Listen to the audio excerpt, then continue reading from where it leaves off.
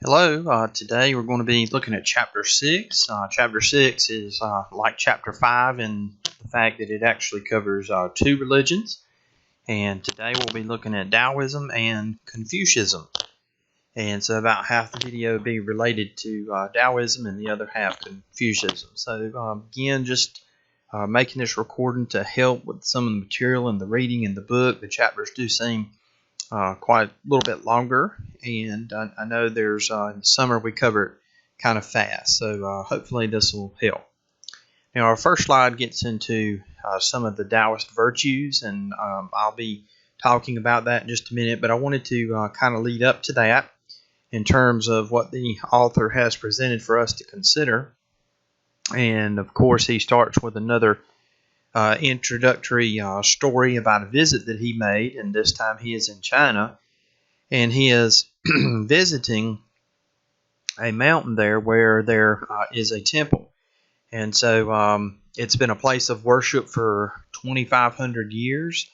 The reason that they had made this temple high up on the mountain is it was the belief that the higher up, the closer you were to heaven, and that was where they wanted to be, and so that explains, I guess, why it was built where it was. But when the author is climbing up the steps, he mentions there's nearly 6,000, so that's quite a long walk. But he was expecting it to be very reverential because of the temple and religion. But yet there were many places on the journey up the steps where you could buy all kinds of merchandise, and so that seemed a little ironic and less reverential than I guess he had imagined it to be. It wasn't bad, it was just something different that he experienced. So just a little bit about traditional Chinese beliefs. There are some basic elements to them, and so in this chapter again we're looking at Taoism and Confucianism, but you can include Buddhism too. But all three of these together are called the three doctrines, and their impact on Chinese culture and history has been very immense.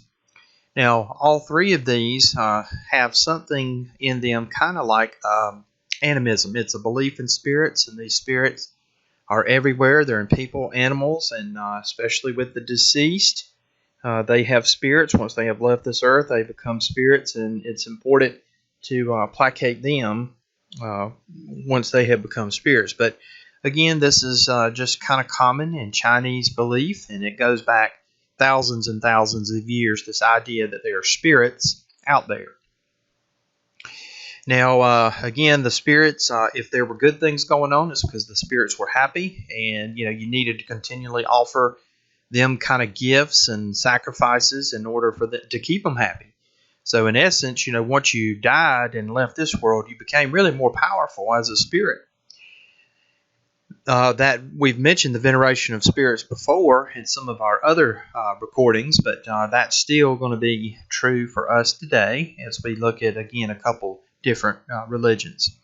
Now also, just as good spirits can lead to good things, bad spirits can lead to bad things. So if you have accidents, disease, and death, it was really seen from this point of view that, hey, the spirits are upset. We haven't done our duty to these departed loved ones, these family members as spirits, and these bad things are an indication that we need to straighten or get our actions right. The idea of right relationships is going to be a big theme today in both of these religions that we're looking at. Now, there were different dynasties that were ruling throughout these centuries and millennium that we're talking about. And so one of them is the Tian dynasty, and they ruled from somewhere around 1500 BC to about 1100. And so again, when these different dynasties ruled, they kind of had a different worldview and explained the world in different ways. And so at least for the Tian dynasty, they thought that, hey, you could contact these spirits through the means of diviners, people who could tell the future. And so that, again, was kind of something that was going on, at least partially, but explains, again, the great emphasis on the spirits and the deceased and how you tried to placate them. All right, so I've mentioned that quite a bit, but the veneration of ancestors, now that's the way that our author talks about it. But hey, you gotta keep them happy so things go well and family becomes even more important. In Confucianism too, we'll see that with the 5 great relationships. Now the Chinese are also going to a basic element of Chinese belief, besides the spirits, beside the veneration of ancestors, is seeing patterns in nature. So again, you can't control nature, so the next best thing is to watch it, to observe it, and to understand if there's any underlying patterns that may repeat. And so the Chinese have done this, and so they, for example, are looking for cycles and patterns. And so like birth, life, and death are a good example of this cycle of life. And something we'll mention later is the yin and yang, but that's also kind of operating on this pattern that the Chinese are going to pick up on. Taoism, of course, is going to be especially concerned with this, and something we'll talk about in just a little bit is called the Tao, but that's the force that really gives the meaning behind Taoism, but it does operate partially on this cycle that we've been mentioning when it comes to seeing patterns in nature. Okay, another concept or element of Chinese belief is the yin and the yang, or the yang and the yin. So really, after about 1000 BCE, the Chinese developed this thought that the universe basically expressed itself in opposite but complementary principles. So it's not really kind of good and evil, but it's more like light and dark, day and night, hot and cold, sky and earth, summer and winter. Now they took this yin and yang to the extreme where even foods could have this complementary type system. So meat and ginger, or fish and rice, or just on and on like that. Okay, so the yin and yang represent more these complementary aspects that make a balance. Now, the yin and yang symbol is a circle with what looks like to be 2 inverted commas, one for the yin, one for the yang. So, one half is light, that represents the yang. The other half of the circle is dark, that represents the yin. And then that comma is the small dot there that you can find also. The dot suggests that everything consists of its opposite and will eventually become its opposite. So it's kind of thought of as like an energy pulse, or kind of heartbeat, or breathing in and out. We mentioned earlier about the diviners, and there's divination. That is, again, somebody who's interested in looking at the future and what's going to come to pass. And one of the oldest ways that this divination took place in Chinese society involved the reading of lines on bones of tortoise shells. That's kind of an interesting thing. Now, from this practice, the Yijing was developed. And this is just an ancient book, the Yijing, the ancient book that, hey, you can interpret life through these hexagrams. And the hexagrams were 6 horizontal lines.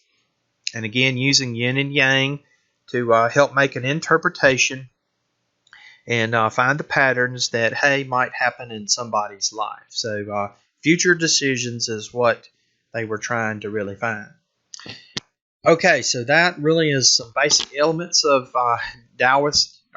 Chinese belief that's going to affect the Taoist point of view. And let's mention Tao just a little bit, and we'll get into our first slide here shortly thereafter.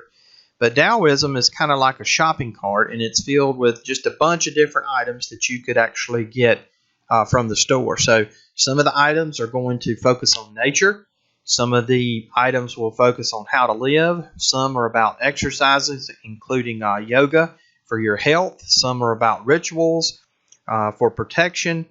And then some are about philosophy and insight into philosophy, and then how to live a long, healthy life with purity. So that's why it's maybe described by some as a shopping cart with all these different things thrown in. Now, we mentioned Chinese belief, and that's really not the same thing as Taoism at all, but some of these elements of Chinese belief can run through not only Taoism, but Confucianism and sometimes Buddhism too. Okay, so now the origins of Taoism are very mysterious. So the earliest documents that contain Taoist belief and teaching, they have some of their roots going back to shamanism and the monastery type lifestyle that monks use, very isolated and by themselves. Nature is a big theme, being at one and having unity with nature, and then doing what one can to increase your health and have long life. And then, of course, meditation techniques and relaxation techniques, breathing techniques, and trance are all kind of intertwined within the origins of Taoism. The founder of Taoism, his name is Lao Tzu.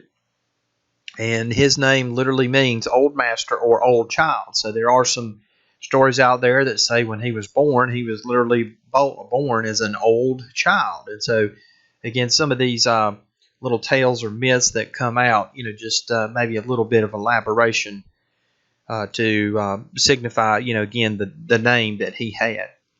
Now, whether he actually lived or not is unknown. So he could have been a real person. He could have been just a blending of historical information of several figures, or simply just made up. Not exactly sure. At any rate, if he was a real person, his traditional birth is somewhere around 600 BCE, and he had a virginal conception. So we often see in some of these religions, the founders, they had some unique birth stories to relate. Now, as he grew older, he became a state librarian in the royal city. And there is another legend that says, he and Confucius lived at the same time. Now, it is true that Lao Tzu was older, but at any rate, Confucius had traveled and had come to speak to Lao Tzu. But Lao Tzu seemed to be more of a temperamental person and maybe not as friendly as it seems that Confucius was, at least described in our book. And they talked, but it just seemed like Lao Tzu was just really irritated and just wanted Confucius to hurry up and leave, and that was not how Confucius, approached this conversation at all. But they did try to discuss philosophy, and at any rate, that's a little bit about that.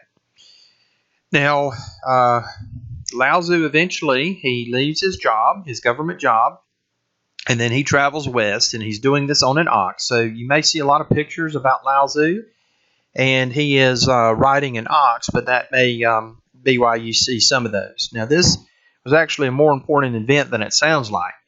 But when he got to crossing the border, they would not let him cross the border until he had written down all of his teachings. So up to this point, it was only transmitted orally. So the book that he wrote was called the Tao Te Ching, and that was the result of writing down all his teachings. It's a short book, and then he was able to present this to who was guarding the border, and he was able to resume his travels. And then later on, he did return back to China, and then it is said that he ascended into the sky. Now, it wasn't long after that Chinese culture really started treating him as a deity, and so his name then became Lord Lao, and he is still often worshipped today. And there's even stories about him coming back and his apparition that appeared to some people. Now, just briefly about the Tao Te Ching, it is the book that the Taoists use, and some people say it's one of the greatest books in the world. Taoists would accept it as their primary source of scripture about what they should do in all things. The Tao is described as the way and its power, and so this book is about the way and its power. Now, it's sometimes called the Lao Tzu after its founder, of the founder of Taoism, at any rate. And again, I mentioned it, but it has enormous influence on Chinese culture. So it dates somewhere back to about 350 BC. Now, the book has about 81 chapters. Again, it's very short, and it has a lot of shamanistic elements. The medicine man type thing we mentioned earlier, that it talks about trance states and invulnerability in some of the chapters. The Tao Te Ching, for example, it shows repetition. It doesn't really have a clear order, and it has a deliberate lack of clarity so that when people read it, they will come to a different understanding. It tends to use a little bit of poetry, but again, it's not just one author, but a collection of many authors, or the works of a bunch of authors. And it contains a lot of oral proverbs and sayings. Now, some people say there was multiple purposes of why this book was written. That one, it was a political reason. Hey, it was about how rulers should rule their citizens. Others say no, it was more of a religious guidebook. And then a third theory out there about the Tao Te Ching is that it's a guide really for living in harmony with the universe. So again, that's why maybe there is no, there's a deliberate lack of clarity, because whoever reads it may come to a different interpretation.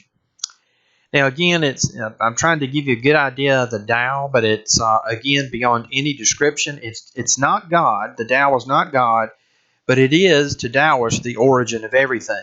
So it really can't be spoken of. It really can't be put into words, and so that's kind of ironic with what I'm doing now, of course, in the textbook as well. So why am I even talking about it if you can't put it into words?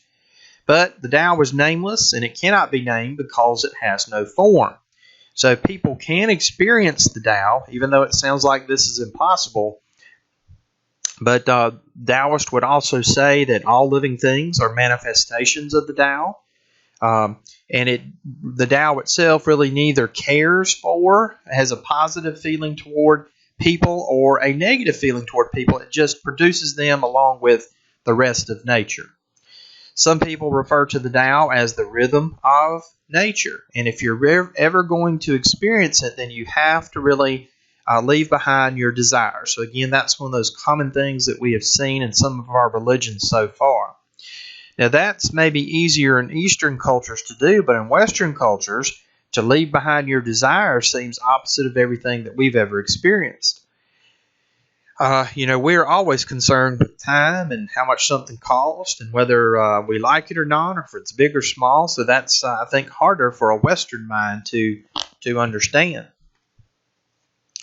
All right, so now Taoists just see things differently than most people. So there is one example where, hey, there's people in the park, they're celebrating a holiday, there's lots of fun and activities going on, and a Taoist is actually observing this, but he really takes away a different point of view. So instead of feeling happy and sad, he just feels adrift and troubled, and just completely different. So the Taoists again see things just a little bit differently, but there are images and qualities that help them to live in harmony with the Tao, and a lot of these frequent images that are used are, say, water, or of children, a valley, darkness, or even a woman. Now, a little bit later on in time, a man came around. His name was Zhang, and he kind of enriched the work of Taoism. So he seems to be an interesting man, but he added some more to it. The books, the writings that would teach Taoist beliefs, and the writings took his last name of Zhang, but it has 7 inner chapters that are thought to be written by him, and then 26 outer chapters, and nobody's really sure who wrote that. Now, it contains a lot of interesting stories. Some may be funny or partially funny, but really contains a lot of early Taoist thought. So again, that means harmony with nature. It's looking at the patterns that you see in nature, of how everything revolves around the Tao, of how you can gain pleasure from the simple things and not be so caught up in the world with worldly things. And then it also has some stories in there, the Zhang, that kind of pokes fun at how people make judgments, and takes just simple things and elaborates them more.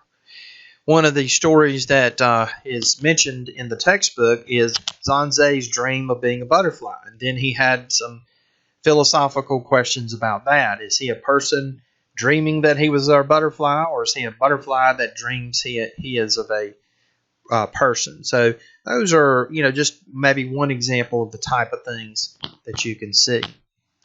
Now that leads up here to our first slide, so I hope that wasn't too long, but a lot of the basic teachings here that come from Taoism, and I've spoken quite a bit about the Tao, so I won't make any further comments kind of short. But really, now on the slide it has the natural way, but that's a good way to look at it. But it's just really looking at whatever reality makes nature here, and maybe some other words besides way might be pattern, process, or existence. So the goal for Taoists is to unite themselves and live in a way that's consistent with the Tao. I think many of you may have heard of the phrase woo-wee before. I think I have, and I can't really remember the context, but this is a Taoist virtue. And it's really, again, correct with our screen, but effortlessness. But Taoist would not have any kind of stern commandments to follow. So woo-wee, along with effortlessness, think of no action, no strain, and no effort. So it says don't do anything that's not necessary. It is trying to avoid anything that's unnecessary. So, for example, what do you consider that's unnecessary? But, for example, grass grows. Birds and animals being born and living and going around doing the things they do. Or after a storm, how nature heals itself. It's just saying that, hey, you should not be spending effort when a lot of these things take care of themselves. And again, that's hard in Western culture to understand because we believe no pain, no gain, or onward and upward. And those sayings, those phrases are opposite of the woo-wee.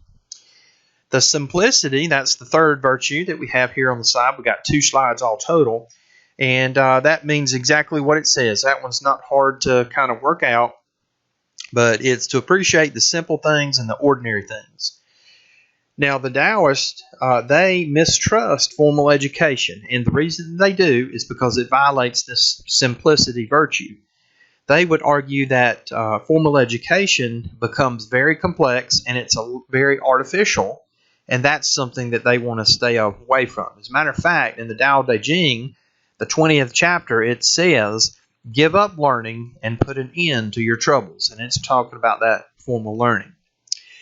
Gentleness, that's the next one and last one on this first slide. But, hey, it's saying that, you're not going to pursue war. You're not even going to have weapons. And to avoid all unnecessary violence is really the aspect of gentleness of this Taoist virtue.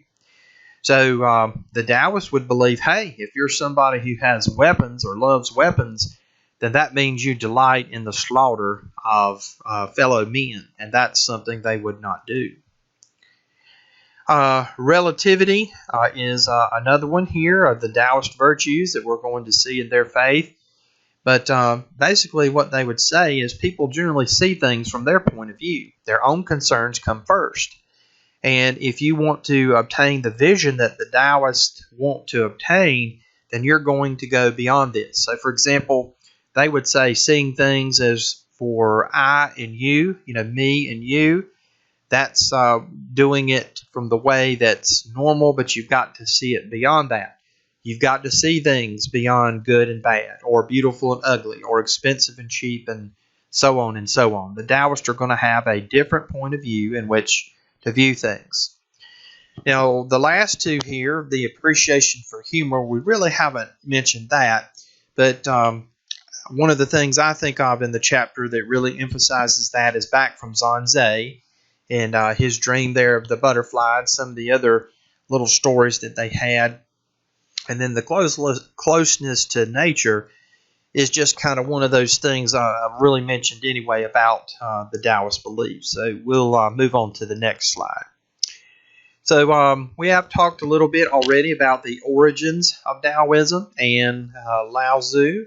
We looked a little bit at him and the Tao Te Ching, the book that Lao Tzu wrote and that Taoists follow today. Now, one of the other really important things for Taoists is their quest for longevity. And so they are going to be heavy into yoga in order to accomplish that. So, the body movements, the breathing regulation, their diet, their massage are all going to be things that are really important. The life force or the chi, for example, is going to be used through Taoist belief and teachings. And then they would also be concerned with alchemy, or in an internal sense. So they're going to, for example, try to come up with an elixir that brings long life or immortality. And so the book does mention some experiments there that really turned out quite negatively. They apparently did not find what they were looking for.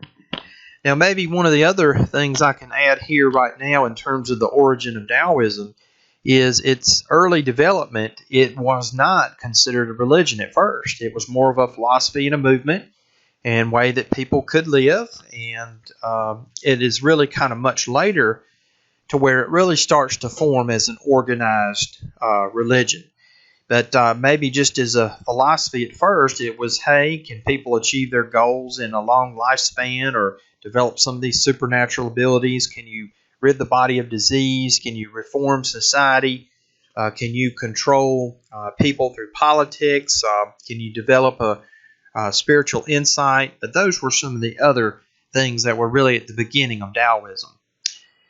Now, probably the low point of Taoist influence was somewhere near the year 1300, and that was because the emperor at that time just had all the Taoist books burned. And since that time, Taoism has really revived and gotten stronger and better. Now, there's really different branches of, the way that Taoism has changed, rather. And I just wanted to mention a few of those that our book spends a little bit of time on. But after, again, it revived, you had a group, and they were referred to as the Way of the Heavenly Masters.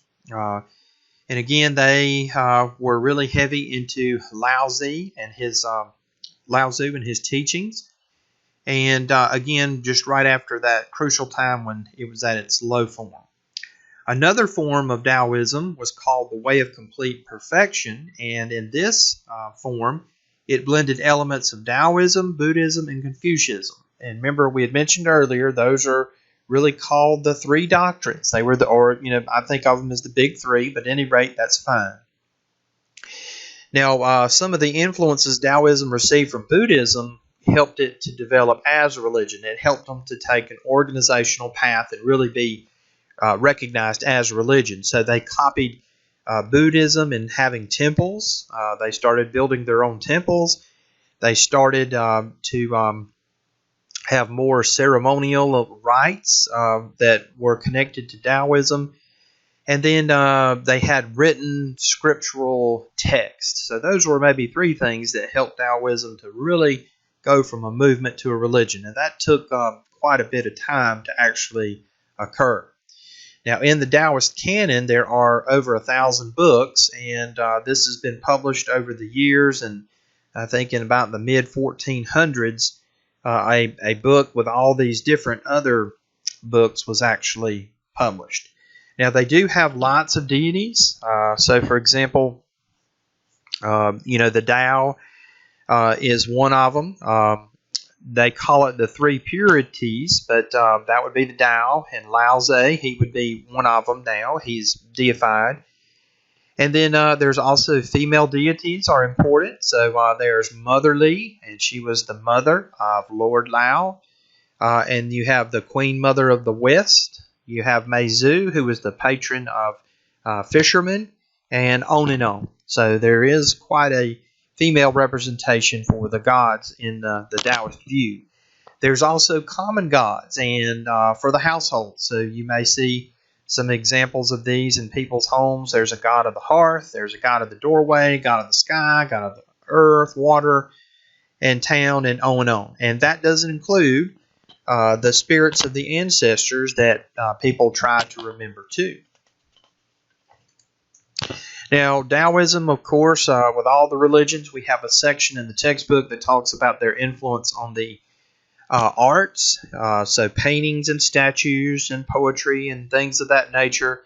But again, there's a lot of them include flowing water for Taoism, and then Lao Tzu riding a ox that we mentioned before. That was the story of his travels. Poetry is certainly important, and that is something that you see in Taoism there, and describing some of their these elements of Chinese thought that is very important to them. Now, as we wind up with Taoism, some of the modern challenges to Taoism today are one is the secularizing forces of the modern world. So that's true, I think, for just about every religion, is how are you going to maintain your faith without kind of losing it to non-religious aspect of the world. So there does seem to be a revival of Taoism with a lot of the temples being built. Another challenge to Taoism is the female imagery and female themes. They're becoming wide known. That wasn't always the case. The Tao itself is called the mother of all things, and so we see quite a bit of equality among the sexes. So that's maybe another challenge to Taoism in the modern world, and it seems to be accommodating that. There's also Taoist nuns, teachers, and matriarchs. Okay, and priests can also be female too. The Tao is so widely read that it is the second most translated book in the world, and the world's most translated book is the Bible, and we'll get to that in a later chapter. Now, as we transition over to Confucianism in the textbook, one of the things that we can look at first before getting to the 5 great relationships of Confucianism is, there is a difference between Taoist and the Confucian notion of the Tao.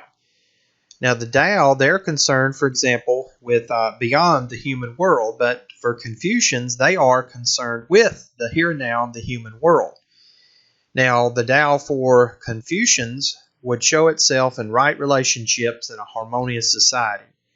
So Confucius himself had 3 wishes for society. Now, he is really concerned with what goes on in the here and now. So again, it started as a movement, not as a religion, and then many hundreds of years later did it actually take the form of a religious movement and become considered a religion. Now, back to his 3 wishes. One was to give rest to the aged. The second wish of Confucius was to show friends sincerity. And the third was to treat the young people tenderly. Now, Confucianism, I think, was a very optimistic person, but he thought that people could become, great, but it wasn't automatic, and they needed to be taught, and they needed to have training. Now, one of the things I'm going to mention appears on a later slide in one of the written works that are really important for Chinese society, but it's called the Doctrine of the Mean.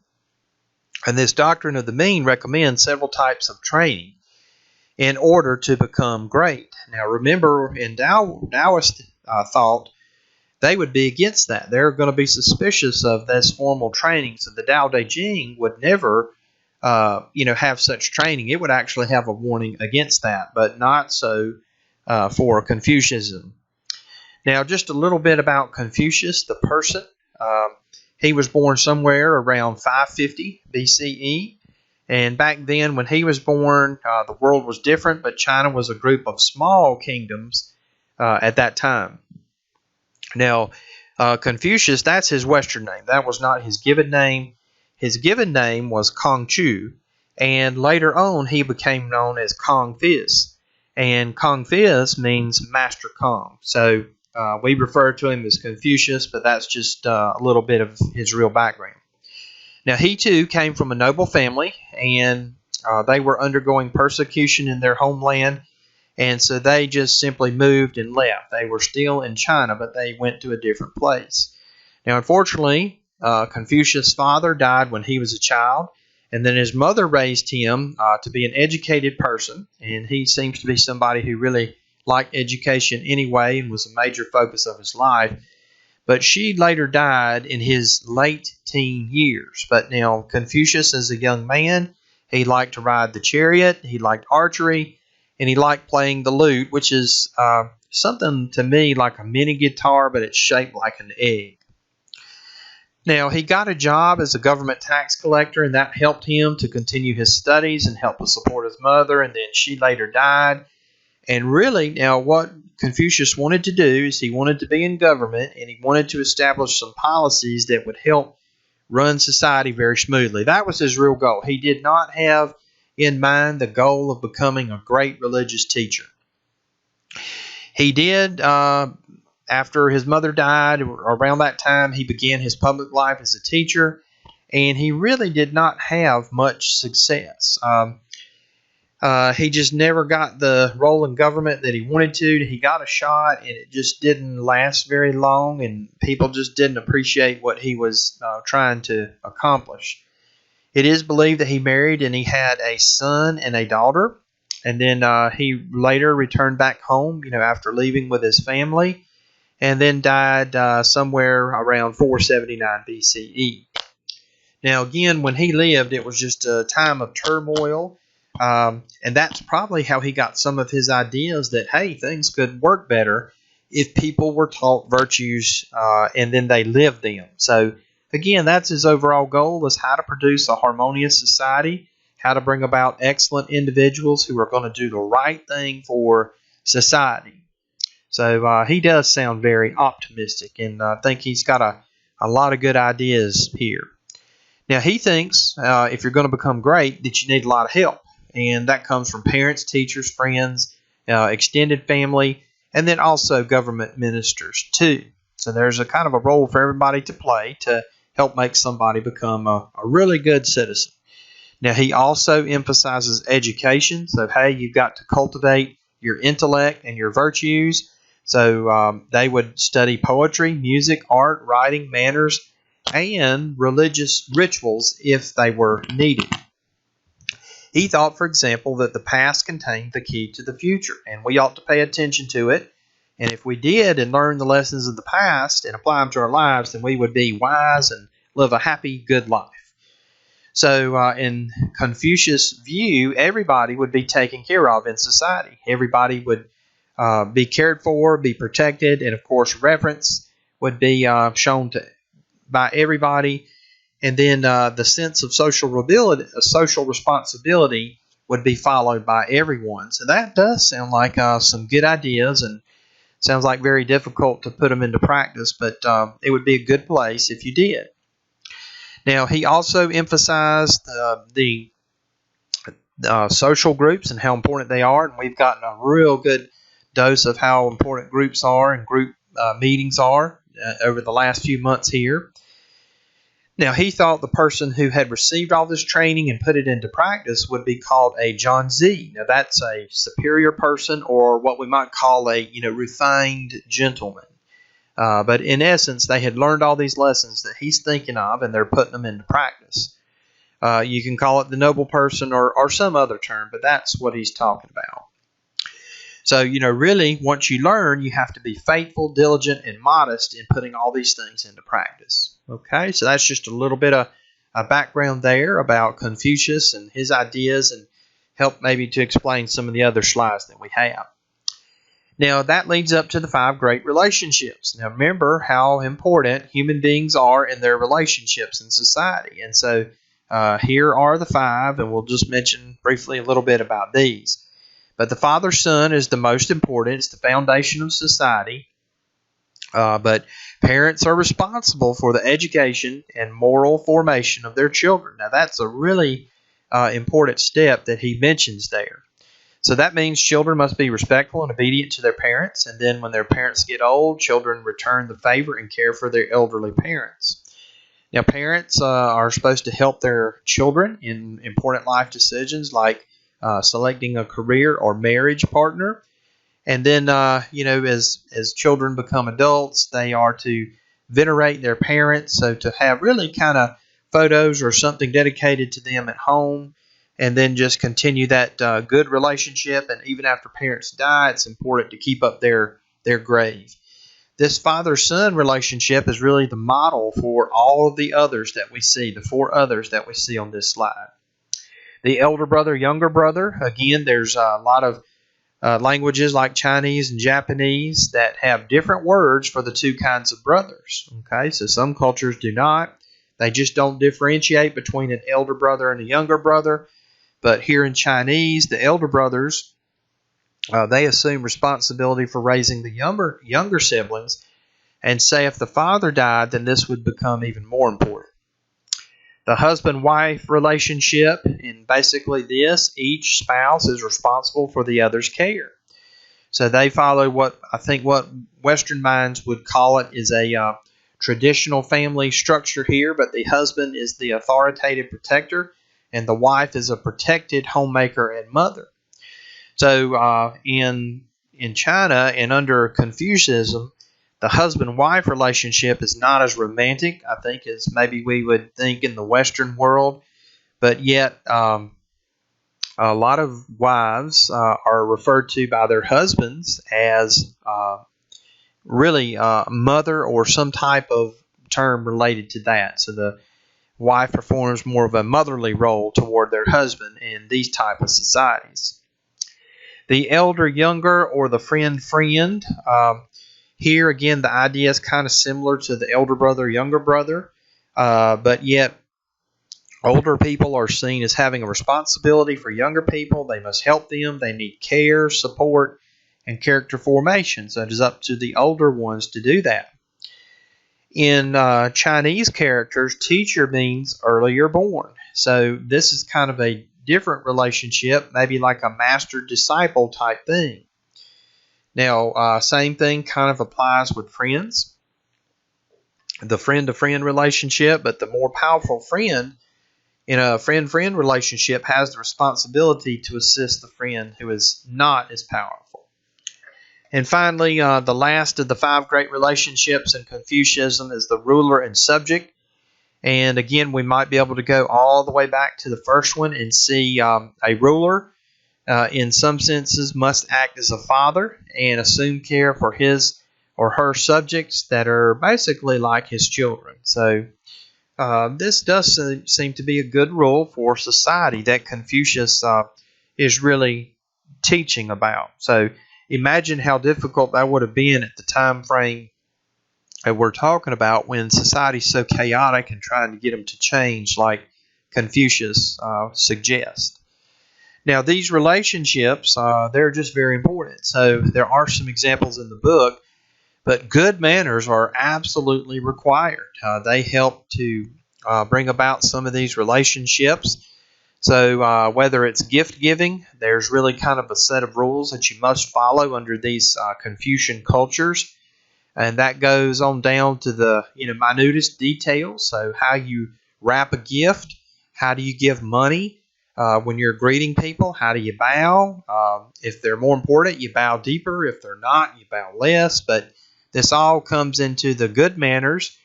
You got to be respectful in your vocabulary, your tone, your volume of voice, how you behave, how you dress, your posture. Etiquette is very important in all formal situations. All right, so moving on there to the 5 great virtues of Confucianism. And again, some terms that are books, but why do you need these? But this is how you're going to develop and become develop that personal excellence that Confucius thought was within everyone's capability if they receive the right training. Now, this is to develop your own personal unique talents. It's not ant-like conformity, but there is a high value placed on social virtues. So the first one here is ren. And the idea here of ren, maybe another synonym to think of is sympathy or empathy. It's being benevolent, thoughtful, considerate, or kind. One of the mottos of ren is, if you want to be kind, be polite. So it's very important socially to be demonstrating ren to other people. The second one on the PowerPoint slide is li, and it means doing what is appropriate or proper to the situation. So, for example, if you went to a job interview, you probably shouldn't be chewing and gum and blowing bubbles and popping bubbles if you actually want to get the job. Now, in every situation, it means that there's an appropriate way to talk, there's an appropriate way to dress, and there's correct things to do, and you just carry these things out correctly. So not only do you have to know it, but you need to do it. And again, this might seem a little oppressive or burdensome to Western cultures. Shu is the next one. That's the 3rd great virtue of Confucianism. But this is basically reciprocity. So we might think of this in Christianity as the golden rule. We'll see it expressed there when we get to that chapter. But the only caveat to remember is Shu is really expressed as the negative version of the golden rule. So you may really refer to it as the silver rule, but it says basically do not do unto others what you would not wish done to yourself. Now the golden rule says do unto others what you would have them do unto you, but Shu just expresses it in the negative form. Okay, Shao is the next one, but this is related to the 5 great relationships, but it's filial piety. So it's the idea that you're devoted to those in your family. Son, daughter, mother, father, or other relative. It's that they have a very important place and that you are supposed to remember them and consider their welfare and care for them. And again, this is going to be in one of the books that we'll see in one of the other slides that we have mentioned here. It was spread by the book The Classic of Filial Piety, written about 100 to 200 years after the time of Confucius. And then the last thing on this virtue on this chart, this slide, is when, and it is translated as culture. So, for example, it's really going to look at all the arts that are associated with civilization, such as poetry, calligraphy, literature, painting, and music. So, everybody should have, really an education of some of these things. That's kind of the idea. Now, really, there are other virtues, and some of these are listed on this next PowerPoint slide. But loyalty, and that's easily defined. Sincerity. What is considered something that everybody should do, consensus, and then hard work, and maybe some others we could throw in is thrift, honesty, uprightness, and really emotional / behavioral control. So now sincerity is not really the same thing as what we think of in the West. In the West, when we think of sincerity, it's something that an individual says or does that's personal and from the heart. But the Confucian notion means to choose naturally and automatically do what is correct for society. Not the individual, but the group. So there's going to be a great emphasis there that you do your duty and your social obligations, you do those properly to society or these other family members that are there. Okay, this slide catches up to some of those that I had mentioned. All right, so we had 2 slides there. All right, there's a couple more slides here when one talks about these books, these written works, and the 5 classics of Confucian literature. What they really do up here is there's, again, quite a little bit of a description, but they're basically, again, going to be things that are considered so important that they are being taught in schools for the longest time, and everybody develops these abilities that we've been talking about throughout the video while they're receiving government education. All right, so they've got 5 classics here. It shows you how important Confucius was and perceived of, that what he taught would be taught to children in schools throughout the country. And then there's 4 additional books, again, that school children, at least for some time, were exposed to. And then as China has come into the modern age, there's been some changes in some of the curriculum, and some people would like that and others may not. But family life is still, I'm sure, concerned with a lot of the things that we've mentioned today. All right, so if you'll notice on this list, again, it's the Analects, the Great Learning, the Doctrine of the Mean. We mentioned that earlier. And then the Mencius was a teacher who came after Confucius. And I'm going to talk about that for just a little bit, too, as we winded down the video today. Now, before Confucianism was actually adopted, and that was somewhere around 220 BCE, there were different schools of thought. Okay, so these 3 schools of thought just really had to battle it out and see which one would come up on top. And at least initially, Confucianism wins, and then as we get more to the modern day that we're living in, there had to be some changes too. So the Taoists were one of the schools of philosophy there, and they were the most liberal of the groups, but they were optimistic like Confucius about human beings and how they would behave and act, but they really just didn't like the formal education part, like the Tao Te Ching teaches. But they really perceived, well, hey, you really don't need a lot of laws and government because most people are going to live in small villages, and everybody's got good sense about what to do, and so really don't need laws or things like that. Now, Mencius was a person, and he was liberal too, somewhere around 300 BCE. But again, his teachings were so popular, they became parts of these 4 books that we're looking at on the slide. And one of his sayings was that people turn to benevolent rule as water flows downward. And so he's optimistic about human behavior too, or human nature. And he's just kind of in awe of the many virtues that are shown by regular people, such as mercy, kindness, and conscience, that they had a conscience. Now, a guy after him that's not mentioned on our slides is Zunzi, and he's along the same lines, except he's not nearly as optimistic. He's pessimistic, and actually maybe it was his pessimism that cost him the government position that Mencius actually received. But he's about as really kind of far away from Mencius. He says people can't be trusted. They've got to constantly be taught as children, or else they're going to go just way off into the deep end. And you know what?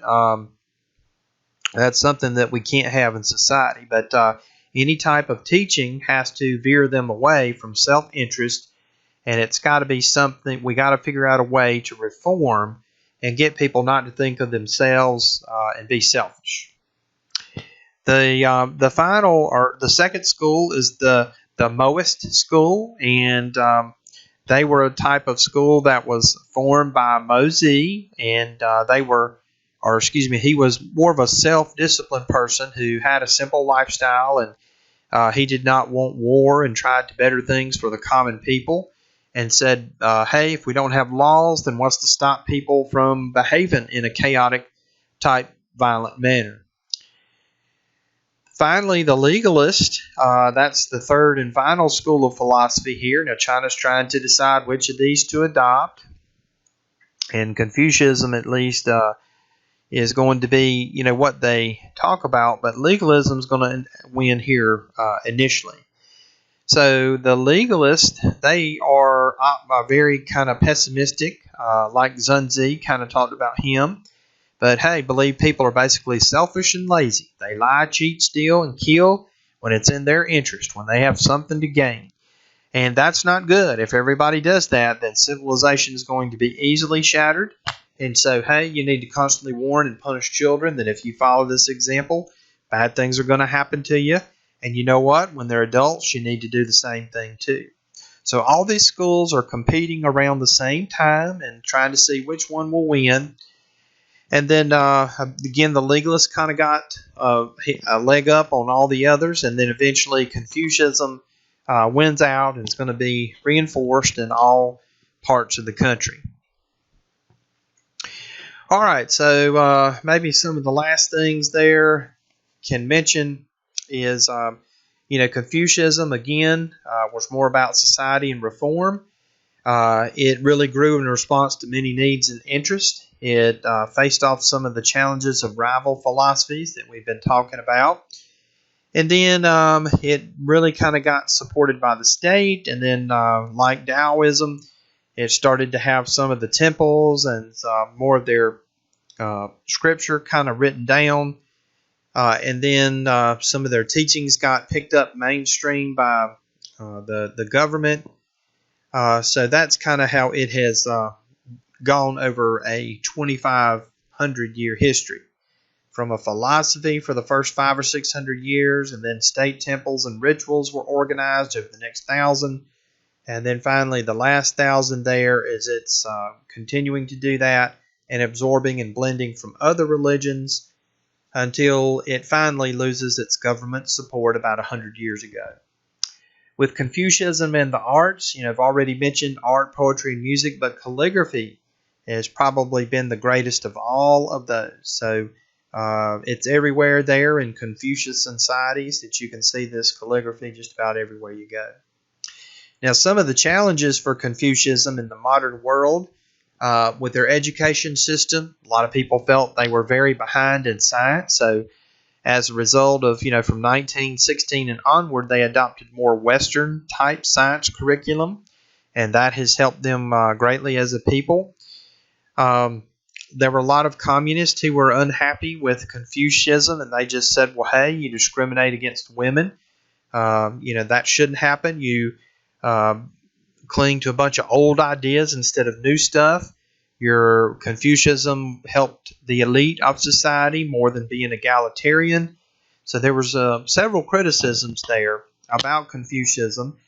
And there was a communist takeover in China in 1949. And so a lot of this did take place where the communist ideas and ideals were replacing Confucianism that had been there before. So Chairman Mao Zedong of China ushered in the Cultural Revolution that really emphasized a lot of communism.